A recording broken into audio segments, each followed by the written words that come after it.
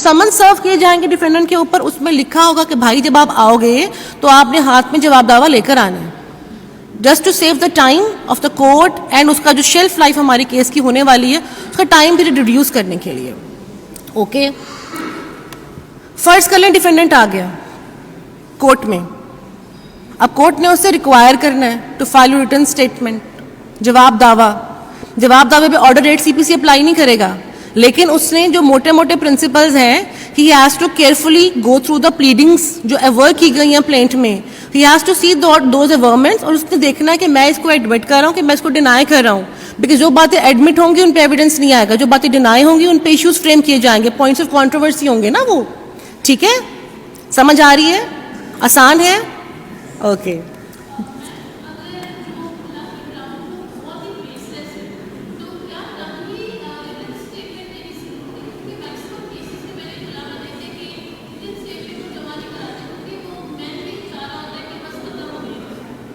If he doesn't want to file a written statement तो वो orally आकर court को कह दे कि let the suit be decreed, he is having no objection.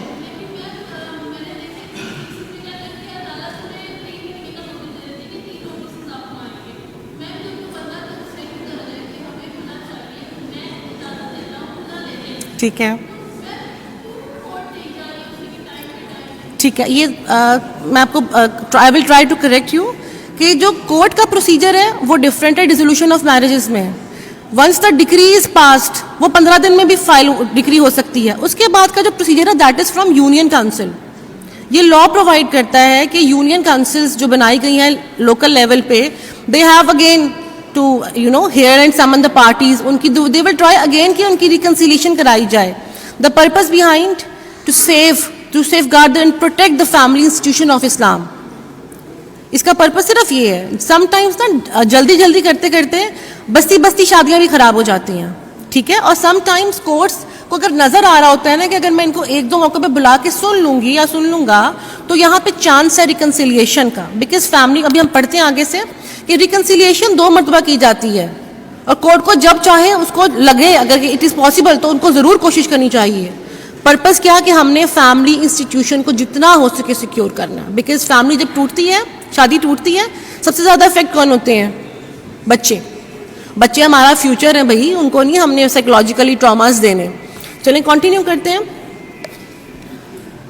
Written statements file हो रही है, साथ में उस डिफेंडेंट ने, हस्बैंड ने देखना है कि क्या प्लीडिंग्स को वो एक्सेप्ट कर रहा है, एडमिट कर रहा है, कि इनको वो डिनाई कर रहा है। He has to very carefully see for all this things. Plus एक बहुत इंपॉर्टेंट बात, डिसोल्यूशन ऑफ मैरिज का सूट फाइल हुआ है। हस्बैंड चाहता है कि डिसोल्यूशन ना हो, बल्कि वो चाहता है कि रेस्टिट्यूशन ऑफ कॉन्जुगल राइट्स हो जाए, वापस आबाद हो जाए खातून उसके घर में।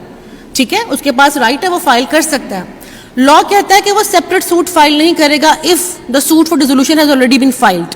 अपने जवाब दावे में जिस तरीके से हमने पढ़ा था ना, रेप्लिकेशन, प्लेंट के रिटन स्टेटमेंट में रेप्लिकेशन आती है या फिर वो आता है सेट ऑफ का claim, it's just like that. Set of समझ लें बल्कि इसको आप, कि अगर हस्बैंड वांट्स कि बीवी को तलाक ना हो, शादी खत्म ना हो, वो वापस आके घर में आबाद हो जाए, तो सेपरेट सूट फाइल करने की बजाय एक ऑलरेडी फाइल सूट पर जवाब दावा फाइल करते हुए प्रेयर में वो मांगेगा, और separate suit shall not lie, यहाँ पे बार है। ठीक है, so you have to carefully see, if you are going to be lawyer of a husband, तो आपने देखना है कि हस्बैंड की विशेष क्या है, तो फिर सेपरेट सूट नहीं फाइल करेंगे, वो मेंटेनेबल नहीं होगा। मैंने खुद एक सूट उड़ाया हुआ कसूर में जब मैं थी, इस बिना पे कि आप रिटन स्टेटमेंट में लिखें जो आपने लिखना है। ओके, सिमिलरली अगर हस्बैंड ने फाइल कर दिया रेस्टिट्यूशन ऑफ कॉन्जुगल राइट्स का सूट पहले and wife doesn't want to live with him, तो उसने सेपरेट सूट नहीं फाइल करना, उसने उसी के जवाब दावे में अपना क्लेम करना है, because no separate suit shall lie for her also. ठीक हो गया। चलें जी, एक और सिनेरियो हम प्रिज्यूम कर लेते हैं। जब डिफेंडेंट को समन किया गया, डिफेंडेंट पे समन सेंड किए, ठीक है, सीपीसी नहीं है, ऑर्डर 9 की प्रोसीडिंग्स नहीं हो रही, क्या करेगी कोर्ट? एक्सप्रेसली हमारे स्पेशल लॉ में लिख दिया गया कि एक्स पार्टी प्रोसीडिंग्स हो जाएंगी। ठीक, कोर्ट ने वेट नहीं करते रहना कि डिफेंडेंट साहब नहीं आ रहे तो हम तारीख पे तारीख दें। No, court shall start ex parte proceedings, और the case would be fixed for plaintiff's ex parte evidence, या अगर तमाम एविडेंस मौके पे मौजूद है तो वो सुन के उसकी क्लेम के ऊपर फैसला कर देगी, जजमेंट पास करके डिग्री एग्जीक्यूट कर देगी। ठीक है, ओके एक और प्रिजम्पशन करते हैं, एक और इवेंचुअलिटी प्रिज्यूम करते हैं कि डिफेंडेंट आ गया था, जवाब दावा मांगा गया था और उसने नहीं सबमिट कराया, अब क्या होगा? You have to be very careful if you are appearing for defendant side. Defendant को जब कोर्ट ने मांगा कि come along with your written statements, तो आपने एक टाइम पीरियड के अंदर जवाब दावा तैयार करके देना है कोर्ट में, अदरवाइज कोर्ट के पास एम्पल पावर है। Although order 8 is not applicable, but court के पास फैमिली स्पेशल लॉ में पावर है कि वो आपका डिफेंस का राइट स्ट्राइक ऑफ कर सकती है। अब जब राइट आपका स्ट्राइक ऑफ हो जाएगा तो उसके क्या आ जाएगी कॉन्सिक्वेंसेस? आप एविडेंस नहीं लीड कर सकोगे, ठीक है, बिकॉज एविडेंस उसी बात पर होती है जो आपने प्लीडिंग्स में कहा होता है, जो दावे में जवाब दावे में कहा होता है। प्लीज याद रखिएगा, सिविल साइड पर भी यही रूल है, अगर तो आपकी प्लीडिंग में कोई बात नहीं की गई तो आप उसके ऊपर एविडेंस नहीं दे सकते, ठीक है। So you have to plead first, then you have to give evidence. लेकिन इंटरेस्टिंग बात यह कि क्रॉस एग्जामिनेशन आप कर सकते हो प्लेंटिफ के गवाहों पे, although your right of defence has been struck off, you are always having a right, चाहे आपके खिलाफ एक्स पार्टी प्रोसीडिंग्स ही क्यों ना इनिशिएट हुई हो, you can always join the proceedings at any stage of the suit. गवाह आया हुआ है, आपके खिलाफ एक्स पार्टी प्रोसीडिंग स्टार्ट थी, गवाह आया हुआ एविडेंस हो रही है, आप उस पर जेरा करने का राइट आपके पास है, कोई कानून आपको नहीं रोकता। ऑलवेज रिमेंबर, यहाँ पे शायद कुछ कोर्ट्स को ना पता हो, मैं डिस्ट्रिक्ट लेवल की बात कर रही हूँ, तो आपने ये बात एफर्म करानी है, उनको एजर्ट करनी है, उनको यकीन दिलाना है कि जी माना मेरे खिलाफ कार्रवाई एक तरफा का आगाज हो चुका है, still I am having the right to conduct cross examination over the PW, ठीक है। सो राइट स्ट्रक ऑफ होगा तो आप एविडेंस लीड नहीं कर सकते, but you can always cross examine the other party's witnesses. Am I clear till here? Clear? All right, चलिए जी, ex parte proceedings let suppose start थी, एविडेंस आ गई, डिक्री हो गई। When it comes to the knowledge of defendant, what remedies having, क्या करेगा वो? Similar to the provisions of CPC, वो 30 डेज के अंदर अंदर एक्स पार्टी डिग्री को मनसूख कराने के लिए, सेटिंग असाइड कराने के लिए एप्लीकेशन सबमिट करा सकता है, ठीक है। और कोर्ट ने देखना है कि क्या he is having some sufficient cause कि वो उस डेट पर क्यों नहीं आ पाया, उसका फॉल्ट नहीं था उसके ना आने में, then court can set aside those proceedings and that degree also. चलें जी, आगे चलते हैं। दावा फाइल कर दिया, डिफेंडेंट भी आ गया, जवाब दावा भी आ गया। अब कोर्ट की क्या ड्यूटी है? This is something that makes the proceedings different. Court ने दावा भी पढ़ना है, जवाब दावा भी पढ़ना है, डॉक्यूमेंट्स जो साथ अनेक्स्ड हैं वो भी देखने हैं, जो जिस्ट ऑफ एविडेंस लगी वो भी देखनी है, पार्टीज को भी सुनना है, कॉन्सल्स को भी सुन सकती है। क्या करने के लिए? पर्पस एक ही है कि try to settle, approach some settlement between the parties. अगर बीवी किसी बात पे नाराज होकर कोर्ट में आ गई है, सुनिए उसको क्या ग्रीवेंस है, कोर्ट समझाएगी ना। जब कोई बात किसी दूसरे बंदे को, तो कोर्ट के पास ऐसी अथॉरिटी होती है, ऐसा इन्फ्लुएंस होता है उनका कि पार्टी सुन लेती हैं, समझ लेती हैं, बैठ के उनकी बात मान लेती हैं। फैमिलीज के बड़े जो काम नहीं करा सकते वो काम कोर्ट के अंदर एक ना इनहेरेंट होती है, ये एक इन्फ्लुएंस कह लें आप उसको, मेरा ख्याल है मोस्ट अप्रोप्रिएट वर्ड, कि जी जज साहब ने मुझे कहा कि तुम इसकी साथ बैठो, से बात करो, तुम ये कोई लड़ाई वाली बात है, इस पे तो कोई ऐसी बात नहीं होनी चाहिए। तो जज साहब जब कोई बात कहते हैं तो पार्टीज के माइंड में कहीं ना कहीं वो बात असर कर रही होती है। तो यहाँ पे कोर्ट्स का इतना इफेक्टिव रोल है जो उनको ज़रूर प्ले करना चाहिए, but unfortunately due to rush of work and many other reasons इतना इफेक्टिवली ये प्रैक्टिस में ना होता नहीं है, ठीक है। आई रिमेंबर, थोड़ा सा कोट करूँगी, I was working as a जज family court in Gujranwala courts. तो मेरे पास एक इस तरह केस लगा हुआ था और उसमें प्री ट्रायल की स्टेज मैंने फिक्स की थी। खातून थी, बड़ी खूबसूरत सी, हस्बैंड भी बहुत अच्छे थे, दो उनके बड़े बड़े बच्चे थे, लाइक 12-13 साल के बच्चा बड़ा वाला था। जब प्री ट्रायल के लिए मैंने उन लोगों को बुलाया और मैंने कोर्ट में बैठी हुई थी, मैंने उनको सुनने की कोशिश की, तो बच्चा आगे आके कहता है, जज साहिबा मेरी मामा को तलाक मत दीजिएगा। मतलब उसको लगा, जो अपनी मासूमियत में उसने मुझे कहा कि जज साहिबा मामा को तलाक मत दीजिएगा, ये बाबा से ना गलत बात पे लड़ती हैं। मैंने कहा अच्छा बेटे क्या बात? मैंने बच्चे को बुला लिया चेंबर में, यहाँ पे तो ज़रूरी हो गया, बच्चे की एविडेंस आ रही है। बच्चे को मैंने पूछा बेटे क्या बात है ना, क्या क्यों बात मामा बाबा लड़ाई करते हैं? ही सेड कि मामा हर वक्त बैठ के फ़ोन पे टिकटॉक देखती रहती हैं, बाबा मना करते और उनकी लड़ाई हो जाती है। अब देखें, is it something to fight upon? इस बिना पे आप अपने बच्चे खराब करने वाले हो कल को, है कोई बात? मतलब आई वॉज शॉक, ये what is this, what is happening in our generation. चलें जी, तो प्री ट्रायल प्रोसीडिंग्स बहुत इफेक्टिव हो सकती हैं। You just have to give a patient hearing. और जो आप हस्बैंड या वाइफ के साथ जो सास आ गई या माँ आ गई या भाई बहन आ गए ना, उनको आप निकाल दें कमरे से बाहर। एज अ लॉयर आप लोगों ने ये बात सिक्योर करनी है, अपने इंश्योर करना है इसको कि अगर आपकी पार्टी के साथ कोई बंदा आया है तो उसको कहो आप प्लीज़ आप ना भाई आप बाहर चले जाएं, अब वैसा आपको सुनने दें पार्टीज को, ठीक है। एज अ लॉयर भी हमारी ड्यूटी होनी चाहिए कि जिस हद तक फीस मिले ना मिले वो अलग बात है, रिस्क अल्लाह ने देना है, ठीक है। आपकी कोशिश होनी चाहिए एज अ लॉयर भी, अल्लाह ताला बहुत देगा इंशाल्लाह ताला, कि आप कोशिश करें जब जिस हद तक फैमिलीज बच सके ना बच जाए, इसका बहुत सदका जारिया टाइप चीज़ हो जाती है। ओके, सो कोर्ट्स के ऊपर भी जाहिर बात है उतनी ही ऑनरस ड्यूटी है कि कोर्ट ने भी टाइम निकाल के रश ऑफ वर्क साइड पे करके पार्टीज को सुनना है, गैर जरूरी लोगों को बाहर निकाल दे, बेशक चेंबर में उनको हेयरिंग दे दें, बहुत अच्छा हो जाएगा, एक कंफर्टेबल माहौल मिल जाएगा, सुने उनके ग्रीवेंसेस दूर करने की कोशिश कीजिए, उनको कहें कि आप आपस में बात करें, मैं बैठी हूँ सुन रही हूँ, करें क्या मसला है, क्या लड़ाई है, किस बात पर लड़ के आए हो, तो ये बहुत इफेक्टिव होता है बिकॉज मैंने इसको पर्सनली एक्सरसाइज किया हुआ है, ठीक है। चलें जी, अब फर्ज कर लेते हैं कि कॉम्प्रोमाइज हो गया, parties happy, tata bye bye, judgment, compromise लिख लिया, केस क्लोज्ड, कितना क्विक हो गया, एविडेंस पे जाना ही नहीं पड़ा।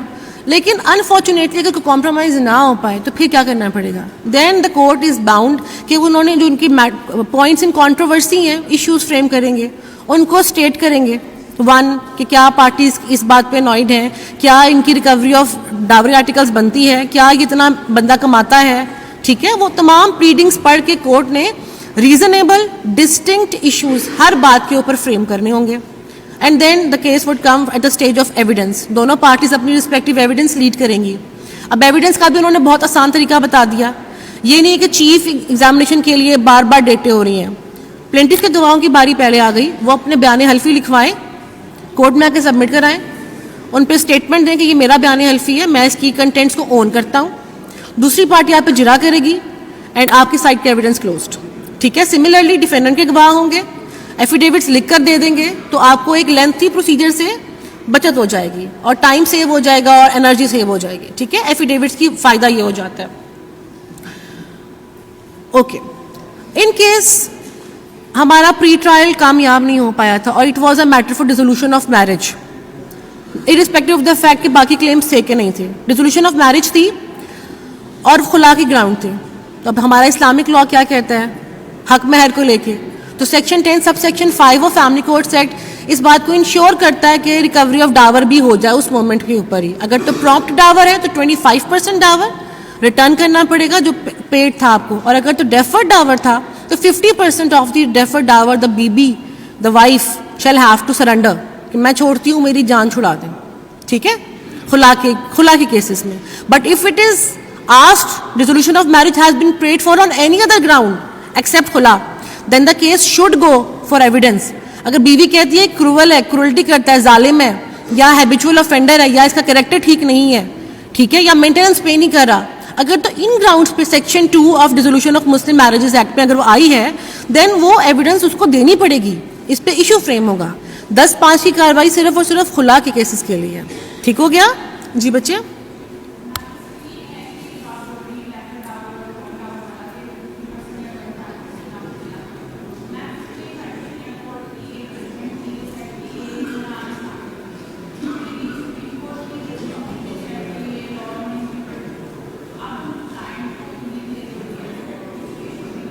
अच्छा,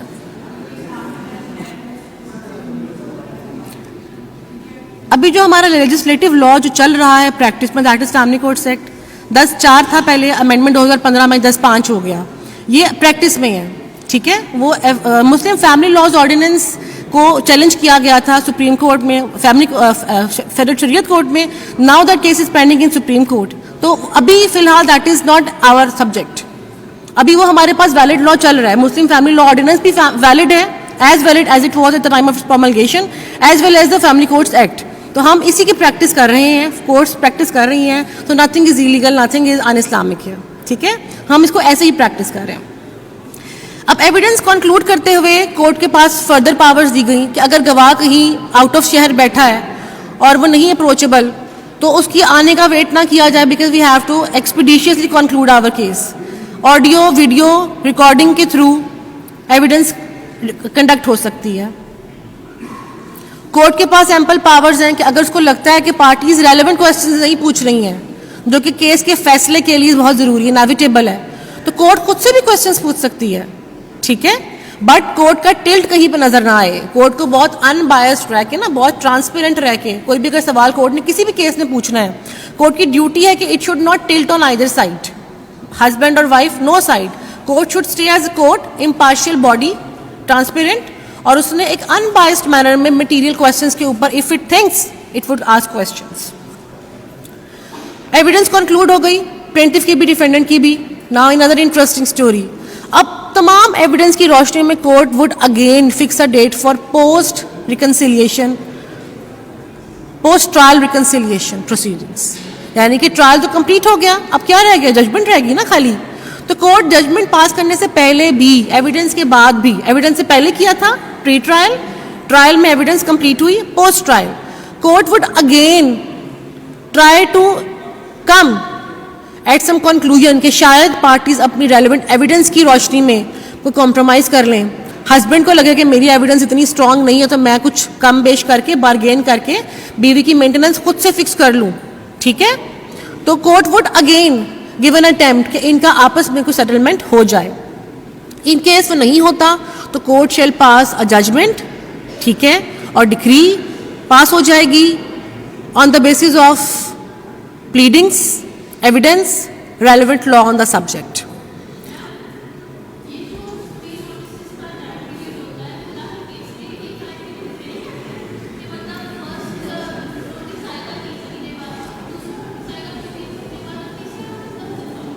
बेटे ये जो नोटिस वाला बात आप लोग दूसरी बार पूछ रहे हो ना, ये कोर्ट के नहीं है, ये यूनियन काउंसिल के नोटिसेज हैं, ठीक है। जब कोर्ट की डिक्री हो जाती है ना कोर्ट से, उसमें कोई 1 महीना 2 महीना बाउंड नहीं है। कोर्ट ने डिक्री पास कर दी, अब वो डिक्री जाती है certified copy to the relevant union council, और यूनियन काउंसिल दोनों पार्टीज को बुलाती है, 1 महीने का टाइम देती है, फिर 2 महीने, अगर कोई ना कॉम्प्रोमाइज हो तो फिर तीसरे महीने में, 3rd मंथ के एंड पे वो एक सर्टिफिकेट इशू करती है फॉर इफेक्टिवनेस ऑफ तलाक। कोर्ट की डिक्री से तलाक इफेक्टिव नहीं होती, कोर्ट की डिक्री के बाद यूनियन काउंसिल का प्रोसीजर स्टार्ट होता है, और ये 3 महीने वाली बात उनमें आती है, ये कोर्ट्स में नहीं है, ठीक है।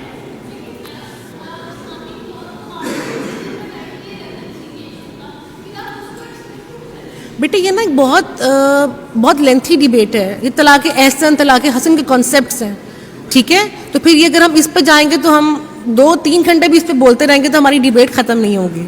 मैं अब करते हैं बात, मे बी किसी का कोई रेलेवेंट इनपुट आ जाए, मटेरियल जो हमारे लिए बहुत फेवरेबल हो। एट द एंड देखते हैं इस क्वेश्चन को। चलें जी, ट्रायल हो गया, जजमेंट पास हो गई, ठीक है। मेरा ख्याल है मैंने बहुत आसान करके आप लोगों को समझाने की कोशिश की। प्रीएम्बल में हमने देखा था कि फैमिली कोर्ट्स जब इस्टेब्लिश की गई, देयर वाज एन ऑब्जेक्ट कि हम लोगों ने एक्सपीडिशियस डिस्पोजल करना है सूट्स का, सालों साल नहीं लटकाना। सो बहुत खूबसूरती के साथ लेजिस्लेचर ने 6 माह का टाइम पीरियड फिक्स कर दिया। उन्होंने कहा जो ट्रायल है from the date of institution till the passing of judgment, the whole procedure should be finalize with in a period of 6 months। अब यहाँ तो 6 माह वाला प्रोसीजर नहीं स्टार्ट होता है, आगे लॉ कहता है अगर आपका राइट वायलेट हो रहा है, लॉ में आपको राइट दे दिया कि आप 6 माह के अंदर कोर्ट को बोले खत्म करें, ठीक है। आप हाई कोर्ट आए, आप हाई कोर्ट को रिपोर्ट कीजिए और वो डायरेक्शन ले लीजिए, हाई कोर्ट शेल सी, और वो फैमिली कोर्ट से रिपोर्ट मांगती है फिर कि हाँ जी बताएं इसमें किसके फॉल्ट पे अभी तक 6 माह का पीरियड नहीं हो सका ना, तो आपके पास राइट लॉ में दिया गया है, ठीक है। चलें जी, जजमेंट पास हो गई, 6 माह के अंदर नहीं हुई तो आपने डायरेक्शन ले ली, केस कंक्लूड करवा दिया। अब किसी एक पार्टी को तो वो केस का फैसला पसंद नहीं ना आएगा, एक को आएगा बहुत अच्छा, एक को नहीं आएगा। समटाइम्स दोनों की ही कोई बैन सिचुएशन बन गई ना, विन विन वाली, दोनों के दोनों अनॉयड हैं। अपील का राइट भी लॉ ने हमें दे दिया, ठीक है। अपील एक स्टैट्यूटरी राइट होता है, अगर मिलेगा लॉ में तो ही आपके पास अवेलेबल होगा। अब अपील का राइट दे दिया आपको, और उन्होंने कहा कुछ केसेस में कोई अपील फाइल नहीं हो सकती।